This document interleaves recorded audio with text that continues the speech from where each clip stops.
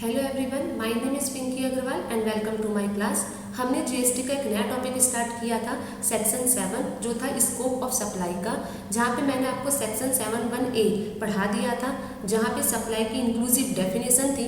मैंने बोला था कि अगर जीएसटी का मतलब क्या होता है सप्लाई, क्योंकि जीएसटी मतलब हम कोई भी गुड्स या सर्विसेज के जब ट्रांसफ़र करते हैं, जब सप्लाई करते हैं तो ही हमारा टैक्स क्रिएट करते हैं। ठीक है, अगर हम सप्लाई ही नहीं करेंगे तो जीएसटी उस पर लगेगा ही नहीं, टैक्स हमारा क्रिएट ही नहीं होगा।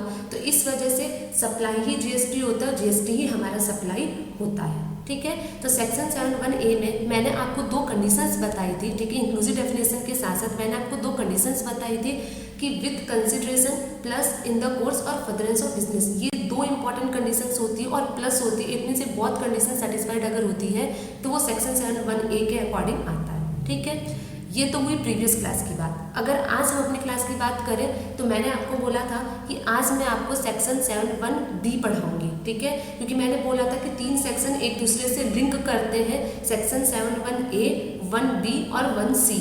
ये तीनों सेक्शन एक दूसरे से बहुत ही ज़्यादा रिलेटेड है, तो इसको आप डिफरेंस करके पढ़ना आपके लिए बहुत ज़्यादा इम्पॉर्टेंट है। ठीक है, पहले हम पढ़ते हैं फिर मैं आपको डिफरेंस बताती हूँ। सेक्शन 7(1)(d) क्या बोलता है?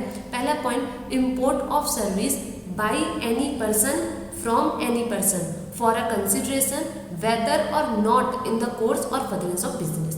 इसका मतलब क्या है? देखिए, सेक्शन 7(1)(a) और 1(b), ठीक है, जो कॉन्सेप्ट है वो दोनों के कॉन्सेप्ट अलग है। ठीक है, लेकिन जो कंडीशन है वो सेम है। इट मीन्स कहने का मतलब है, जैसे सेक्शन 7(1)(a) में आपने डेफिनेशन पढ़ा, ठीक है, उसी तरह से सेक्शन 7(1)(b) में आप पढ़ेंगे कि अगर कोई भी सर्विस, यार उनका गुड्स ने लिखा है इम्पोर्ट ऑफ सर्विस, अगर कोई भी सर्विस हमारी इम्पोर्ट होती है bye any person from any person, मतलब चाहे कोई भी पर्सन हो, ठीक है, चाहे bye any person from any person, but याद रखना import of service not goods.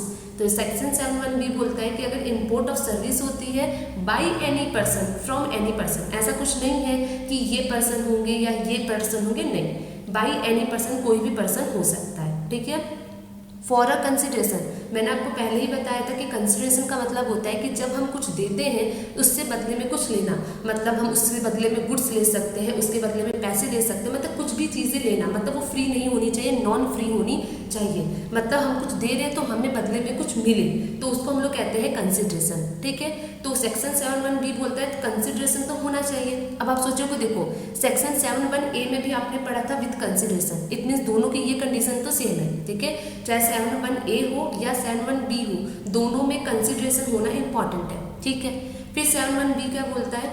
Weather or not in the course or furtherance of business, मतलब ये जो सप्लाई हम कर रहे हैं वो बिजनेस के कोर्स में हो या ना हो, डजेंट मैटर। ठीक है, आपको डिफरेंस तुरंत रिकॉल हो गया होगा, अगर आपने पहली क्लास बहुत अच्छे से देखी होगी तो आपको तुरंत समझ में आ गया होगा, क्योंकि जब हम सेक्शन 7(1)(a) पढ़ा था हमने, तो मैंने आपको बताया था कि बिजनेस के कोर्स में होना बहुत ही ज़्यादा इंपॉर्टेंट है।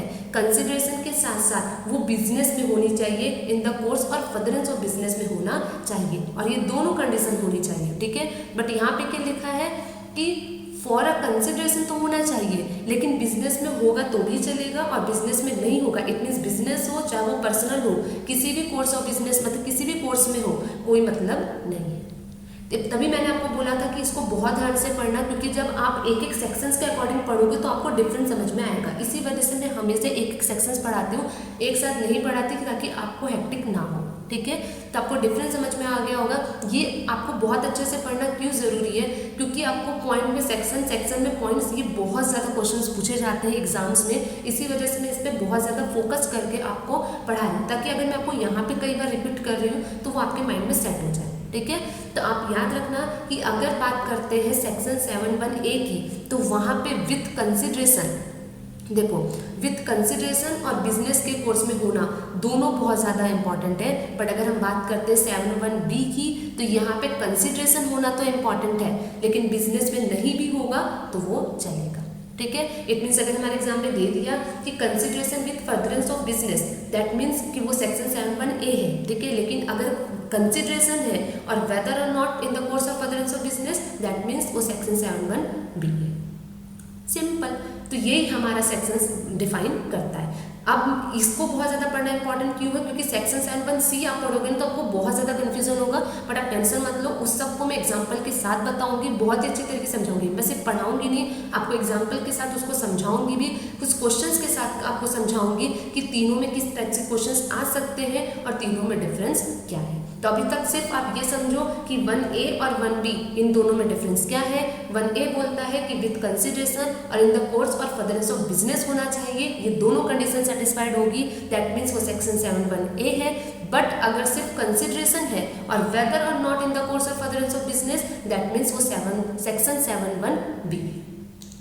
ठीक है, मतलब 7(1)(a) बोलता है कि दोनों कंडीशन होनी चाहिए, और 1B बोलता है कि कंसिडरेशन तो इम्पॉर्टेंट है, लेकिन अगर बिजनेस में हो या ना हो डजंट मैटर, तो भी वो सेक्शन 7(1)(b) की कंडीशन में आता है।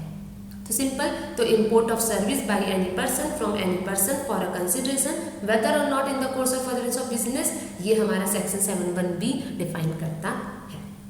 ठीक है, तो ये आज हमारी क्लास यहीं तक रहेगी। मैं आपको लगता होगा कि बहुत छोटा छोटा कॉन्सेप्ट हम पढ़ रहे हैं, बट मैं हमेशा कहती हूँ मैं आपको हेक्टिक नहीं करना चाहती हूँ, मैं हमेशा छोटा छोटा कॉन्सेप्ट ही आपको पढ़ाती हूँ, क्योंकि सेक्शन 7(1)(c) वैसे भी बहुत ज़्यादा लेंदी है, वो आपको बहुत, उसमें 4 पैरा आपके लिए आएंगे और उसको समझना बहुत ज़्यादा इंपॉर्टेंट है। तो इस वजह से मैं आपको छोटी छोटी क्लास ही लेकर आ रही हूँ। ठीक है, तो आई होप सो कि आपको सेक्शन 7(1)(a) और 1B दोनों बहुत अच्छी तरीके से डिफाइन हो गया होगा। ठीक है, तो अगर आपको मेरी वीडियो पसंद आई होगी तो आप लाइक करना, सब्सक्राइब करना, बेल आइकन पर प्रेस करना, और अगर आपको कोई भी डाउट हो, अगर आपको मेरी वीडियो नहीं भी समझ में आ रही, कोई भी डाउट हो आप मुझे कॉमेंट में पूछो, मैं आपको ज़रूर इसका रिप्लाई करूँगी। ठीक है, थैंक यू सो मच।